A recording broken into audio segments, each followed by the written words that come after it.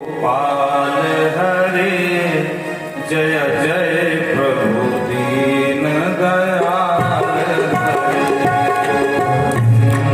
हरे गोपाल हरे जय जय प्रभु दीन दयाल हरे गोविंद हरे गोपाल हरे जय जय प्रभु दीन दयाल हरे गोविंद हरे गोपाल हरे जय जय प्रभु दीन दयाल हरे जय जय प्रभु दीन दयाल हरे जय जय प्रभु दीन दयाल हरे जय जय प्रभु दीन दयाल हरे जय जय प्रभु दीन दयाल हरे जय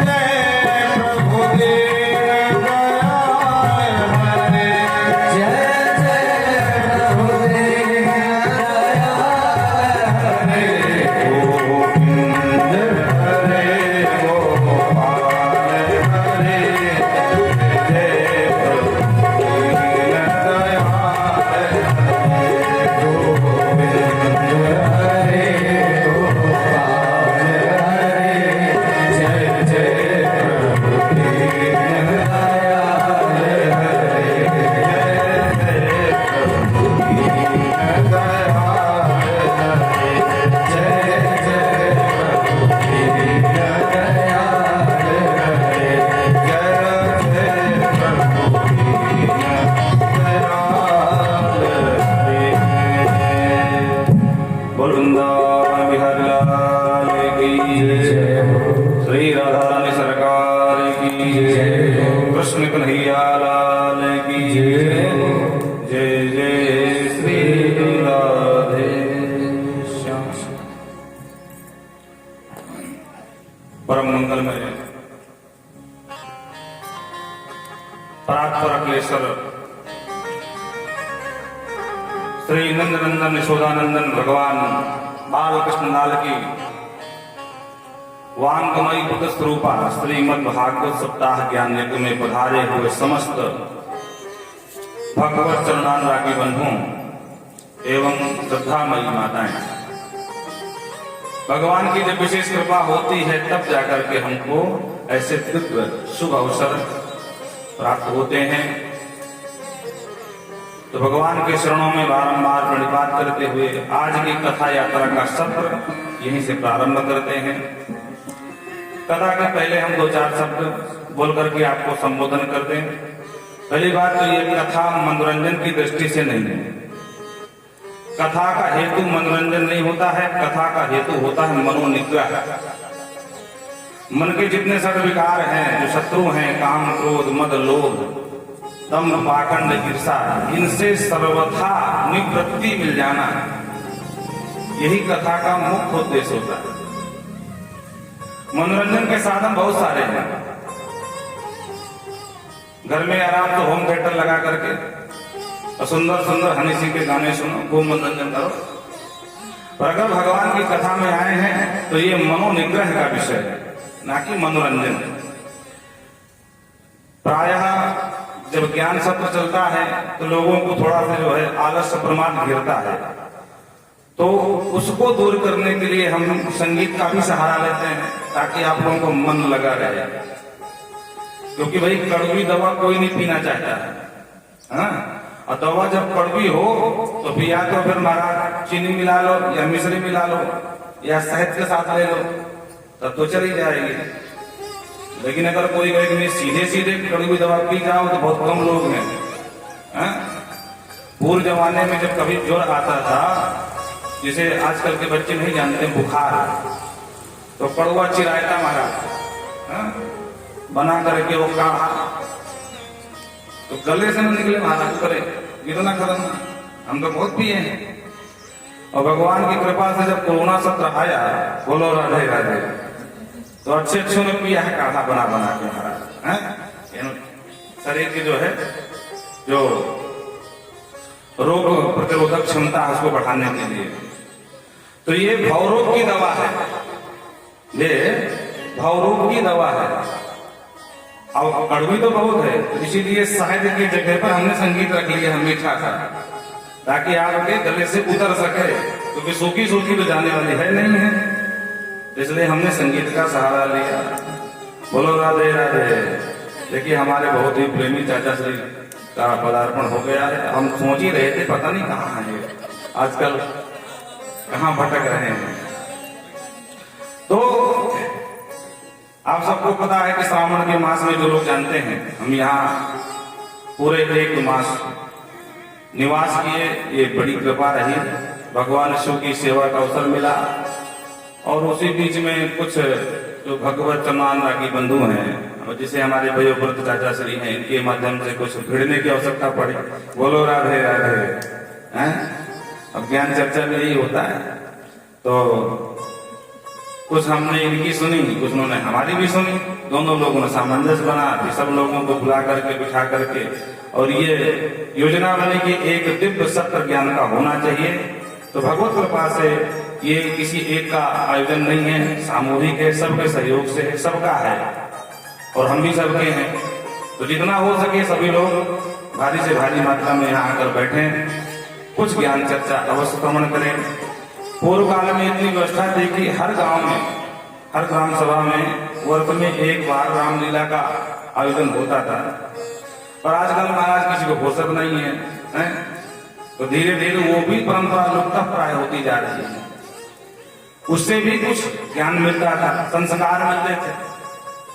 देखो धन दे देना संतान को बड़ी बात नहीं है, संस्कार देना बड़ी बात है। हमसे तुमसे धनाढ़ विदेशी लोग हैं, धन और वैभव की कोई कमी नहीं है, और संस्कार व्यक्ति नहीं महाराज। हाँ, दिन में अर्धनग्न घूमते हैं विदेशी लोग, समझ रहे हैं आप लोग। धनाढ़ बहुत है, पैसे की कोई कमी नहीं है, ऐश्वर्य को भरा पड़ा है, पर संस्कार नहीं है। ये तो हमारे भारत में है कि प्रातः काल उठ के रघुनाथा माता पिता को ना वही माता। विदेश में कोई नहीं माथा टेकता अपने माता पिता का, और ऊपर से जब बुढ़े हो गए तो भेज देते हैं अनाथ आश्रम में। लेकिन वो बीमारी कुछ न कुछ हमारे यहाँ भी उसका प्रभाव है, भारत में आ रहा धीरे धीरे बीमारी आ रही है। तो ज्यादा ये बीमारी फैलने ना पावे, और उसी का प्रयास है कि आने वाली जो युवा पीढ़ी है वो यहाँ से कुछ लेके जाए। ग्रह कार्य बहुत सारे हैं और जीवन पर्यंत करते रहो, कभी ये खत्म होने वाले नहीं है।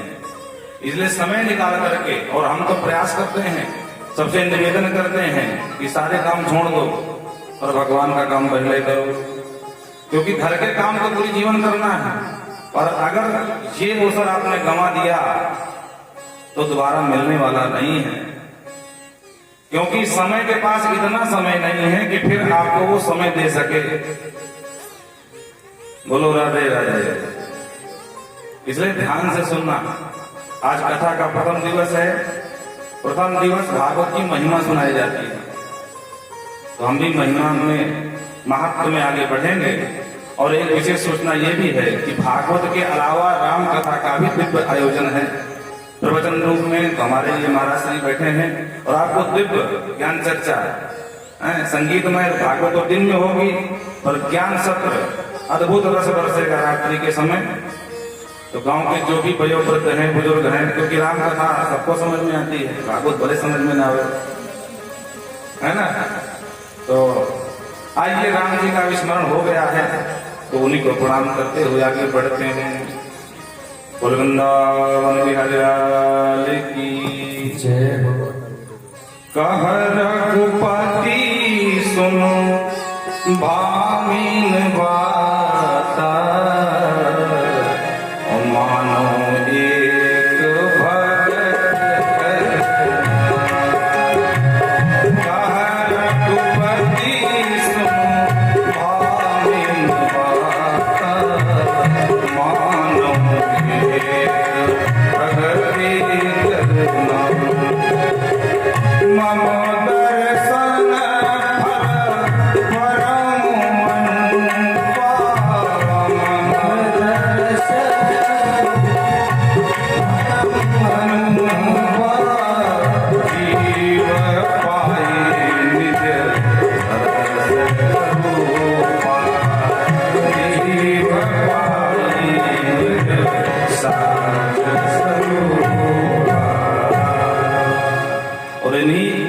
पंक्तियों के साथ बाबा भगवान श्री राघवेंद्र के चरणों में प्रणाम, और यहीं से वाणी को आगे बढ़ाएंगे। भगवान कहते हैं सबरी मैया से, मानो एक भगत कर नाता, कहा रघुपत सुन भामी निभाता, और मानो एक भगत कर नाता। मानो भगवान कहना चाहते हैं कि मैं ब्राह्मण क्षत्रिय वैश्य शूद्र नहीं देखता। तो महाराज क्या देखते हो?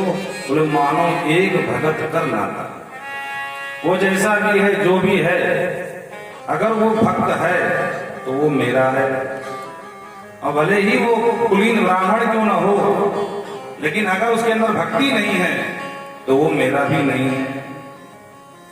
और मेरे भक्त का प्रभाव क्या है कि मेरा दर्शन हो जाता है। जो मेरा भक्त है उसको कहते हैं मेरा दर्शन हो जाता है, और मेरे दर्शन का फल बोले जीव पाव निज सहज स्वरूपा।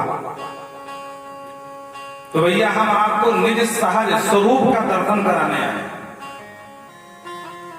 जीव का स्वरूप क्या है? चेतन है, अमल है, सहज है, सुख राशि है। तो महाराज जब हम चेतन है, अमल है, तो दुनिया के मल में क्यों पड़े हैं? बोले बस इसी को दूर करना है। ये जो मैं और मोर तोड़ते माया रूपी मल ने पकड़ लिया है, इसी को दूर करने के लिए, इसी गंदगी को साफ करने के लिए महाराज भागवत की ज्ञान चर्चा है। भगवान के स्वरूप का दर्शन और जीव के निज सहज स्वरूप का दर्शन, यही भागवत का हमारा मूल केंद्र बिंदु है। सच्चिदानंद रूपाय विश्वोत्पत्त्यादि हेतवे तापत्रय विनाशाय श्री कृष्णाय वयं नमः। भगवान कहते हैं हरि का भजे तो हरि का होई, बोलो राधे राधे। और जात पात ऊंचे नहीं कोई, भगवान का भजन करने वाला। और यही महत्व बताने के लिए भागवत के महात्मा का प्रथम श्लोक इसको प्रणाम करते हैं, बोले श्री कृष्णाय वयं नमः। हम तो कृष्ण कन्हैया के चरणों में प्रणाम करते हैं। ये भगवान के स्वरूप लक्षण का दर्शन है। कैसे कन्हैया? तो सत घन, चित घन, आनंद घन जो परमात्मा है। घन का मतलब घनीभूत ठोस वस्तु, जिस पर असत का एक भी स्थान ना हो, वो सत परमात्मा है। जो सत्य स्वरूप है, बोलो राधे राधे। चिद, चिद माने ज्ञान, जो अखंड ज्ञान के ही भंडार है। मानस में कहा ना, अखंड ज्ञान एक सीता पर। भाई हम आप किसी एक विषय पर जानकार हो सकते हैं, उसका अनुभव हो सकता है। समाज में कई लोग देखे हों, कोई डॉक्टर है तो कोई मास्टर है। तो डॉक्टर को दवा का तो अनुभव है, और उसे कहो भैया खेती को दे, तो किसानी का कोई अनुभव उसको नहीं हो सकता। एकाध वस्तु पर, एकाध विषय पर खूब पकड़ होगी, दक्ष होगा, प्रवीण होगा, पटु होगा, कुशल होगा, पर सभी विषयों पर उसकी दक्षता हो, ये संभव नहीं है। पर हमारे ठाकुर ऐसे हैं कि आप कुछ भी करा लो उनसे। बोलो राधे राधे। प्रत्येक विषय पर नंबर 1, 2 नंबर का कोई काम नहीं। इसलिए चिद स्वरूप है, ज्ञान स्वरूप है। और तीसरा लक्षण बताया, बोले आनंद स्वरूप जो परमात्मा है। देखो लीला की दृष्टि से देखें तो रोते घूमते हैं, हे खग मृग हे मधुकर श्रेणी, और तुम देखी सीता मृग नहीं। लेकिन जब जो रो रहे थे, और जब पार्वती मैया सती को भ्रम हो गया और सती सीता का रूप लेकर के आ गई और आगे आगे चलने लगी, तो भगवान राम ने तुरंत प्रणाम किया। रोना धोना सब बंद, बोलो राधे राधे। इसका मतलब कि लीला में रो रहे थे, वस्तुतः उनको कोई दुख नहीं था, परमात्मा को सब ज्ञात है क्योंकि वो सर्वज्ञ है। लेकिन जब लीला करते हैं तो बड़े बड़े चतुर बुद्धिमान पिता की बेटी उमा सती भी भ्रम में पड़ जाती है कि ये परमात्मा है भी कि नहीं। बोलो राधे राधे। तो कहने का तात्पर्य ये है, अच्छा उमा को सती को भ्रम इसीलिए हो गया क्योंकि जो परमात्मा के लक्षण है सत्य स्वरूप, तो अगर सत्य स्वरूप परमात्मा का लक्षण है तो ये भाई कैसे परमात्मा है कि असत मृग के पीछे भाग गए? क्या इनको इतना पता नहीं है कि सोने के मृग जंगल में नहीं घूमते भैया? इतना तो हम भी पढ़ी लिखी हैं, हिमालय राज की पुत्री हैं, पर्वतराज की, इतना तो हम भी जानते हैं। इसलिए पहला लक्षण घटित नहीं हो रहा है, इसलिए परमात्मा नहीं हो सकते। दूसरा चिद ज्ञान, जो चिद स्वरूप परमात्मा है वो सर्वज्ञ होता है। तो क्या इनको ये पता नहीं कि मेरी जान के कौन उठा लेंगे? अगर पता होता तो रोते क्यों भाई? इसका मतलब कि परमात्मा का दूसरा लक्षण भी कैंसिल। और तीसरा है आनंद, तो आनंद हमारा दिख ही नहीं रहा है, आंसू बहा बहा के रो रहे हैं, हे खगमृग हे मधुकर सिंह तुम देखिए सीता मृग नहीं। यही लक्षण नहीं घटित हुए तो सती को भ्रम हो गया और सती ने वही किया जो बाबा ने मना किया। तो कि न जाए परीक्षा ले लो, जाओ परीक्षा ले लो, तुमको विश्वास नहीं हो रहा है तो महाराज गई। और जब जाकर के परीक्षा के लिए स्वरूप बनाया मां जानकी का तो भगवान ने तुरंत पहचान लिया और प्रणाम किया। प्रणाम करने के बाद जब उनके होश आया कि अरे राम राम, हम शंकर कर कहा न माना, शंकर बाबा मना करते रहे, मैं मानी नहीं, अब क्या करूंगी? अच्छा वापस गई, बाबा ने पूछ लिया ले आई परीक्षा, तुम्हारा झूठ बोल गए। कहती कछु न परीक्षा लीने को साई अकीन प्रणाम तुम्हारा ही नहीं। अब उनको भ्रम हो गया कि अगर इनको परीक्षा नहीं लेना था तो जब पहले समझा रहे थे तब समझी नहीं, तो ये कही क्यों? आप लोग भी ध्यान दीजिए, कभी कोई अपराध बन जाए झूठ मत बोलिए, क्योंकि एक झूठ बोलने के चक्कर में 100 बोलने पड़ते हैं, अंत में 100 के 100 पकड़े जाते हैं। इसलिए अगर अपराध बन जाए तुरंत बता दो। तो तात्पर्य, अब ज्यादा राम कथा में जाना नहीं क्योंकि राम कथा के अलग से आचार्य है, हम तो भागवत सुनाने आए हैं, हम बह जाएंगे तो बहते ही चले जाएंगे। बोलो राधे राधे।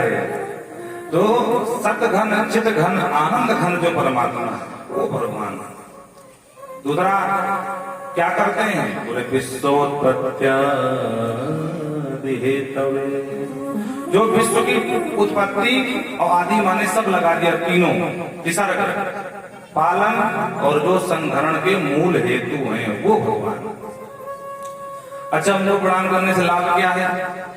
क्योंकि भाई हम लोग बुद्धिमान व्यक्ति हैं, किसी को ऐसे क्यों प्रणाम करें? बोलो राधे राधे। भाई आप लोग हमको प्रणाम कर दे क्यों? कुछ पुण्य मिल जाए, महाराज की कृपा से कुछ पाप धुल जाए।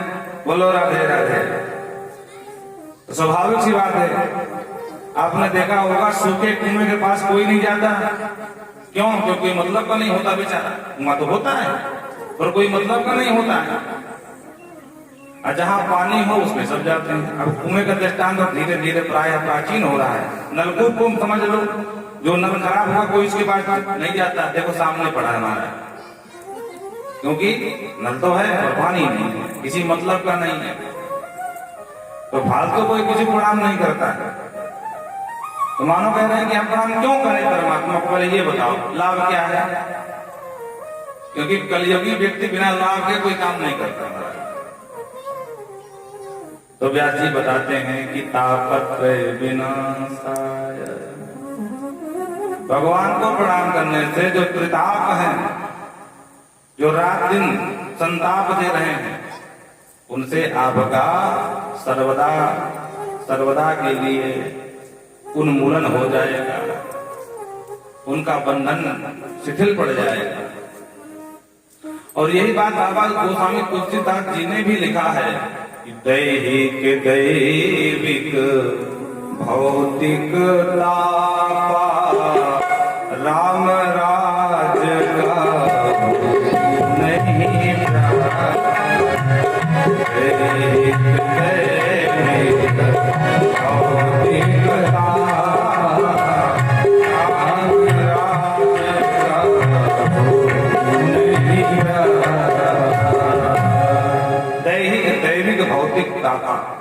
तीन ताप होते हैं, एक तो दैहिक और देह चंद्र ताप दो प्रकार का है, बड़े ध्यान से सुनना। एक शारीरिक और एक मानसिक। आपने देखा होगा बहुत लोग कहते हैं महाराज 90 साल का ढोकरा है और आज तक एक दवा भी न चाटी महाराज। भगवान की बड़ी कृपा है, हाथ पैर बिल्कुल ठीक ठाक है, और महाराज मानसिक और टेंशन रहती है, टेंशन से परेशान। क्या हुआ भैया? अरे महाराज क्या नहीं हुआ, ये पूछो, ये मत पूछो क्या हुआ। तो भैया बताओ क्या नहीं हुआ? बोले महाराज बस यही विडंबना, किसकी किसकी सुनाऊं, एक की हो तो बताऊं। अब महाराज बेटे को देख लो, दुनिया भर के फालतू काम करता है, अगर कुछ कहता हो रहे पिताश्री अब आपकी उम्र हो गई ज्यादा, आपका दिमाग तो काम करता नहीं है, तो फालतू में बक बक बक बक किए रहते हो, शांति से बैठो और दूसरे को भी बैठने दो। उल्टा सीधा जवाब, महाराज ना बेटा सुने, ना बहुरिया सुने, ना बिटिया सुने, अब घर वाली तो और नहीं सुनती महाराज।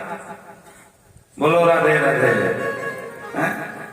अच्छा एक बात और है, अनुभव करके देखना, जब हम 10 वर्ष के थे तो हमको लगता था कि हमारे पिताजी हमारी माताजी सब कुछ जानती हैं, हम कुछ नहीं जानते।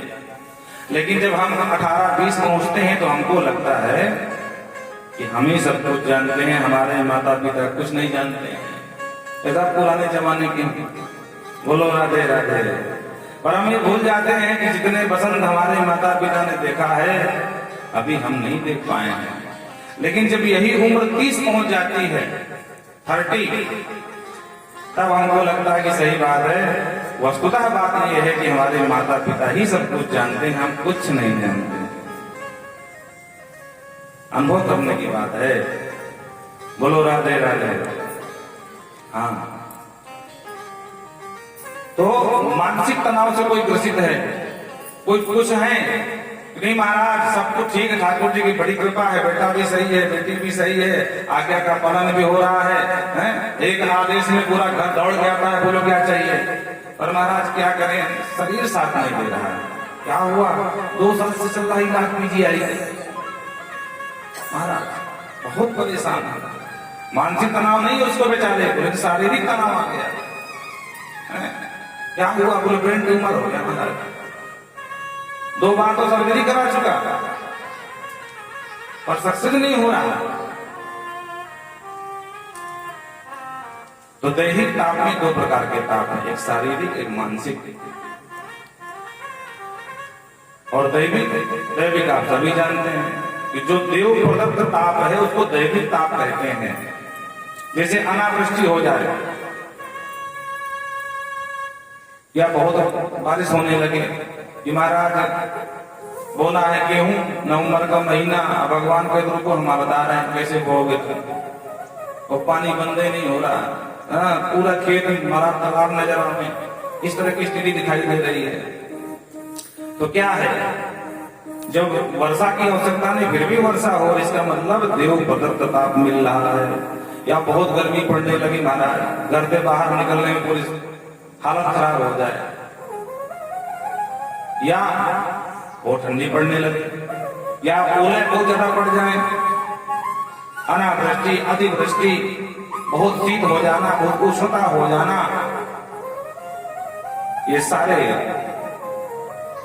उल्कापिंड गिरना, बिजली गिरना, ये सब देव प्रदत्त ताप है, देवताओं के द्वारा दिया जाता है। और तीसरा है भौतिक ताप। वाह जय हो प्रभु, आपन देश समारो आप है और तीनों लोग हाथ से कप है, भैया समारो। भगवान शिव के घर गण है, बोल शंकर भगवान की जय। भगवान शिव की बड़ी कृपा है भैया। ये चौथी कथा है 2 महीने के अंतराल में, जहां जहां कथा हुई, पहले अशोथर में हुई, वहां मोटे महादेव प्रसिद्ध मंदिर अश्वत्थामा जी के हाथ का स्थापना की हुई मूर्ति है, वो स्वयंभू है। और वहां कहते हैं अश्वत्थामा उनके प्रति आते भी हैं, ऐसी मान्यता है। बड़ी विशाल मूर्ति है। अशोथर में जब कोई दर्शन करने गया वो मोटे महादेव के नाम से, वहां से उठे तो बिजौली में बैठे, वहां बगल में शिव मंदिर, वहां से गए तो विशायकपुर भोजपुर के पास वहां बिल्कुल मंदिर, शिव मंदिर, और यहाँ आए तो सामने शिव मंदिर। तो हमको लगता है श्रावण की पूजा का प्रभाव ये रहा कि जहाँ भी कथा हो रही है वहां शिव मंदिर ही नजर आता है। बोलो राधे राधे। वो शंकर भगवान की जय हो। अरे विश्वनाथ मम नाथ पुरारी त्रिभुवन महिमा तुम्हारी। विश्वनाथ मम नाथ पुरारी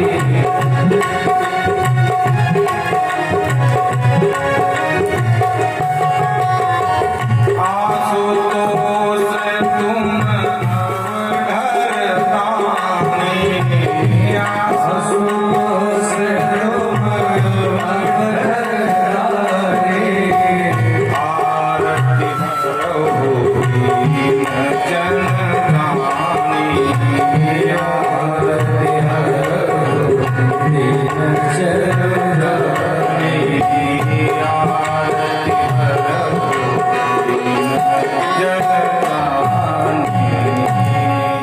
शंकर भगवान की जय।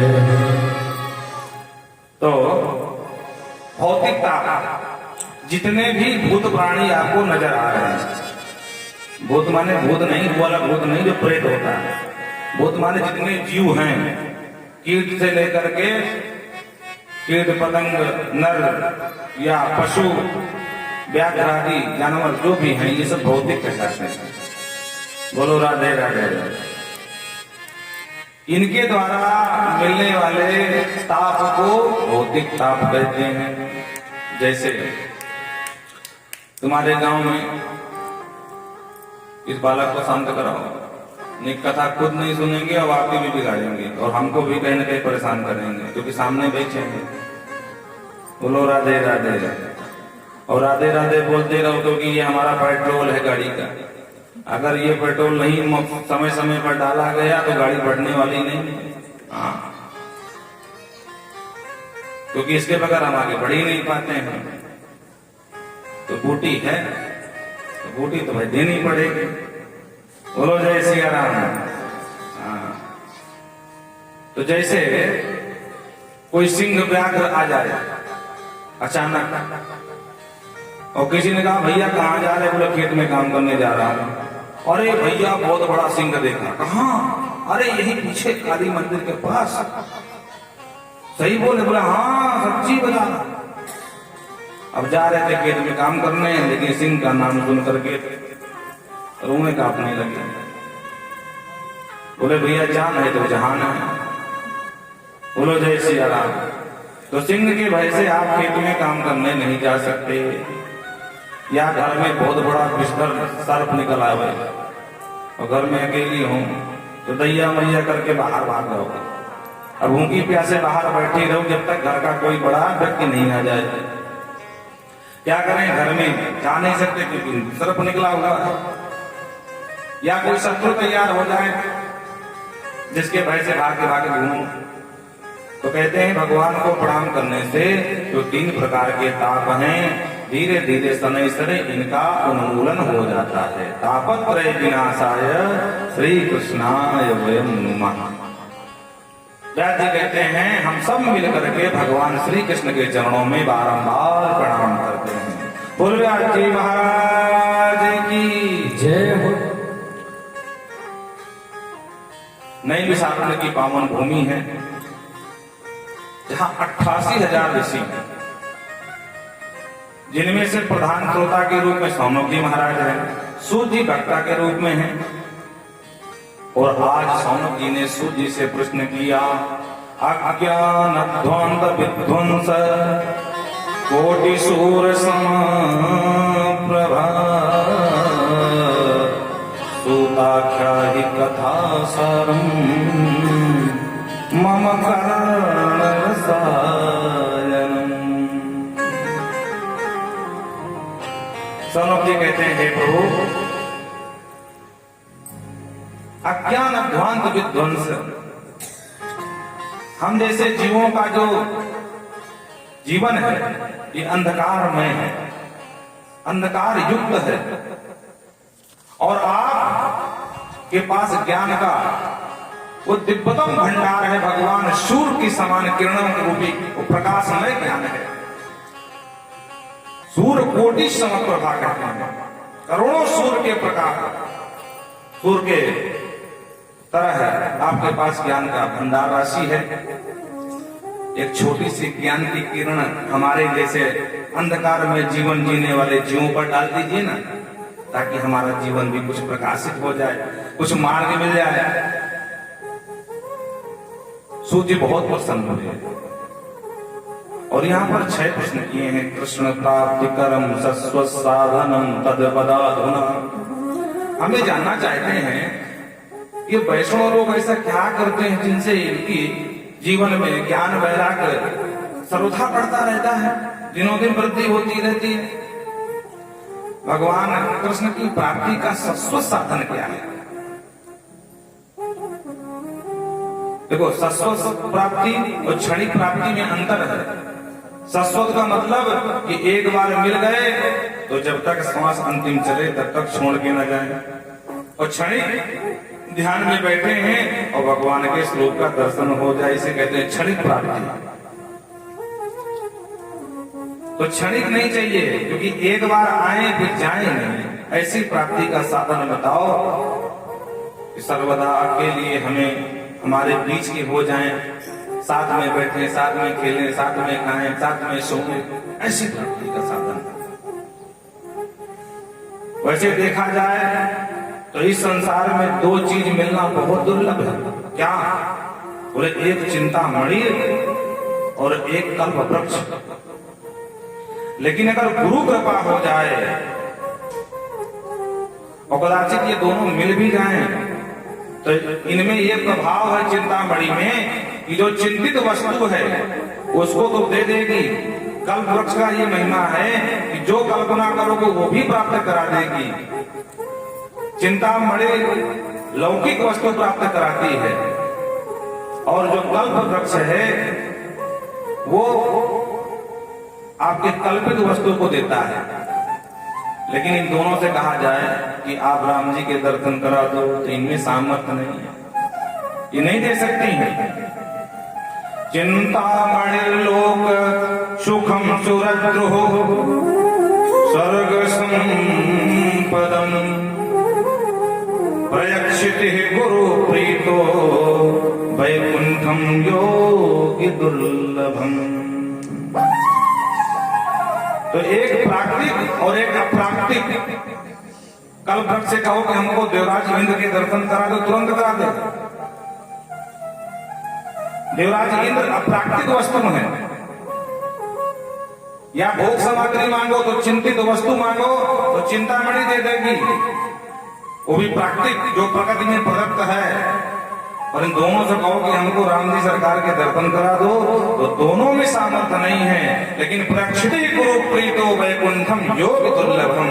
अगर गुरुदेव भगवान की कृपा हो जाए तो कहते हैं जो देव दुर्लभ हैं, जिनके लिए देवता भी जिनको नहीं पा सकते हैं अपने श्रम से, उनको एक सामान्य सा व्यक्ति पा सकता है।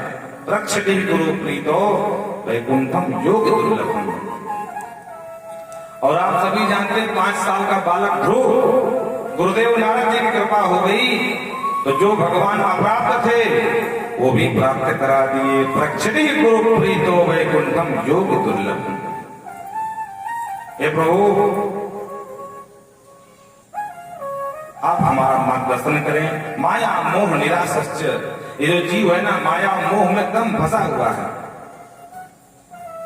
माया इतने स्तर में बलवती हो गई है कि महाराज धर्म कर्म सब एक तरफ और अपना स्वार्थ एक तरफ।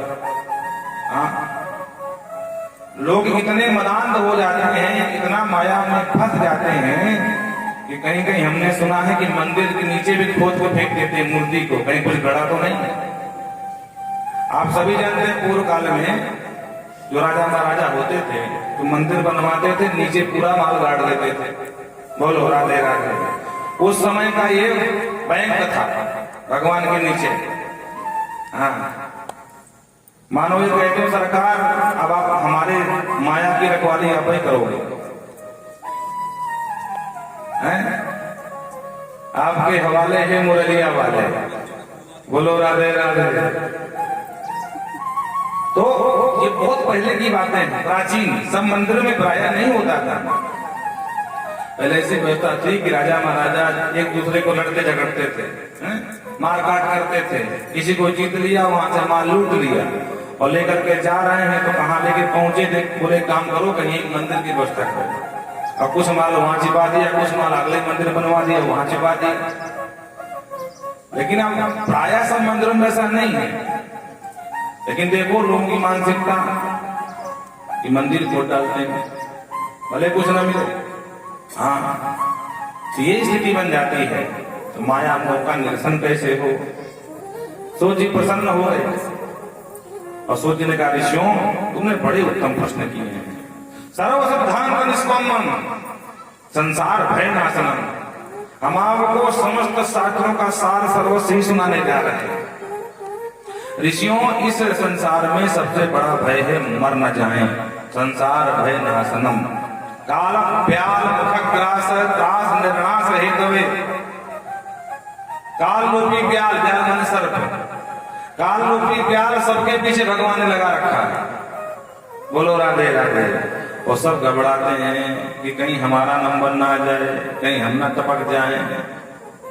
और कहते हैं ऋषियों ये है मृतलोक, यहाँ जो आया है सो जाएगा, राजा रंग फकीर, और कोई सिंहासन चढ़ चला, कोई बांधे गए जंजीर। तो मरना निश्चित है, पर फिर भी वो मरने से कांपता है, बोलो राधे राधे।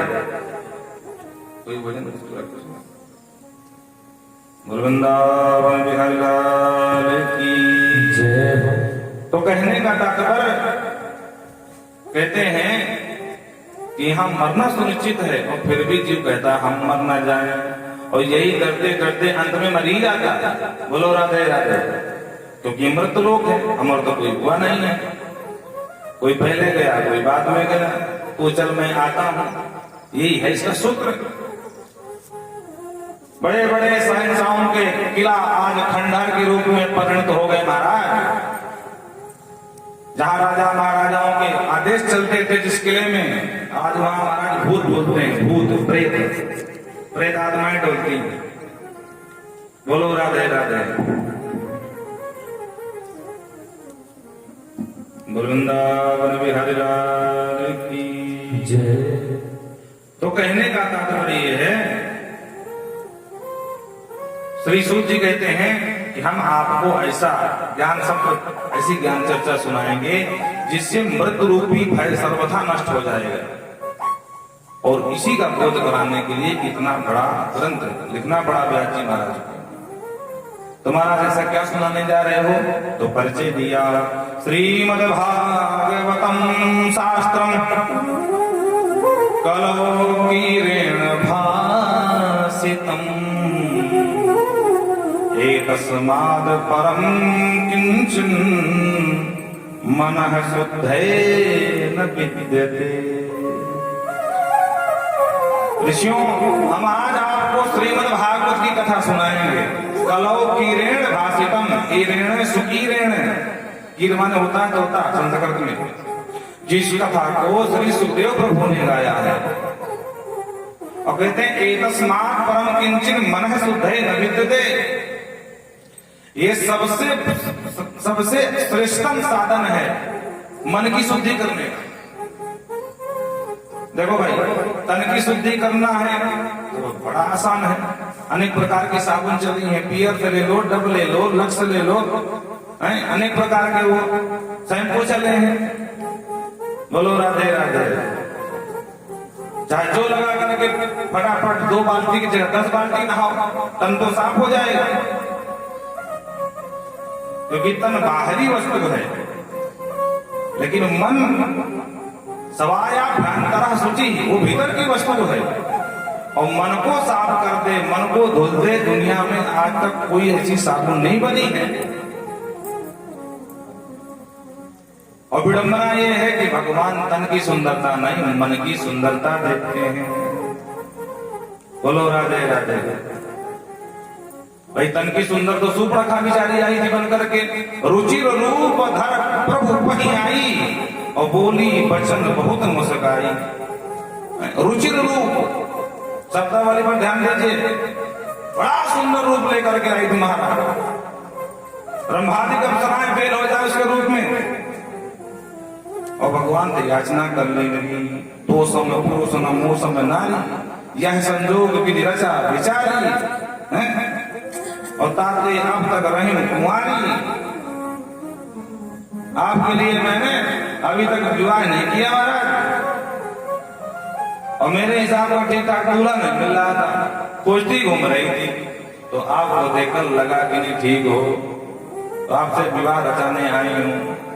भगवान ने कहा अच्छा, हम तुम्हारे मन के हैं, पर्याप्त हैं, परफेक्ट हैं। बोले नहीं, उतना तो नहीं हो, पर मन माना कछु, पूरा मन नहीं माना। वैसे भी आप मेरे सामने फेल ही हो, वो तो मेरा बड़प्पन है कि हमने आपको एक्सेप्ट कर लिया।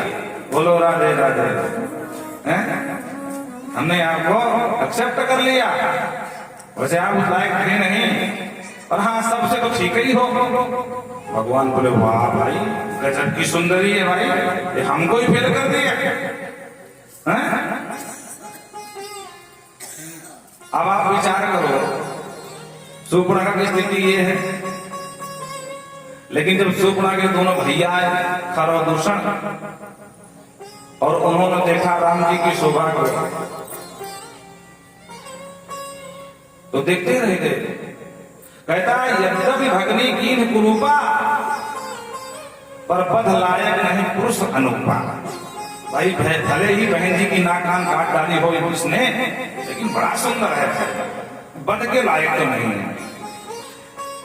खर कहता है दूसरा एक काम कर, जाकर इससे कह दे तपस्वी से कि भाई तू बड़ा सुंदर है, और पूरे ब्रह्मांड में पहली सिंगल पीस है तू, इतनी सुंदर तो आज तक हमने कोई मनुष्य देखा नहीं है। तो भैया हम उसे तेरा वध करने ही आए थे, लेकिन तेरी सुंदरता देखकर हम मोहित हो गए, और हमको नहीं लगता कि हम तुमको मारे। तो एक काम करो, बहन जी का अपमान का बदला हम लेना चाहते हैं, तो तेरे साथ जो महिला है जानकी है, उसको हम हमारे हवाले कर दो, और तुम जान बचा के भाग जाओ, हम तुमको नहीं मानना चाहते।